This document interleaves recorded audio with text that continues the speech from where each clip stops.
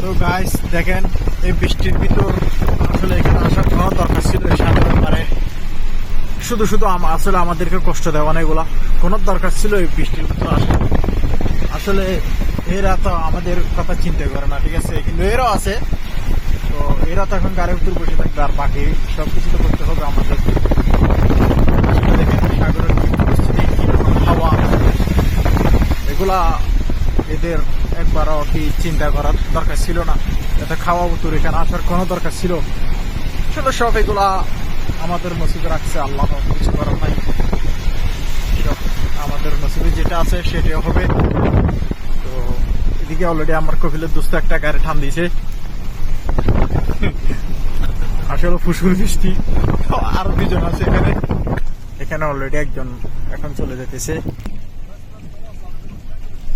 খালাস মিনাকসের মজলিস।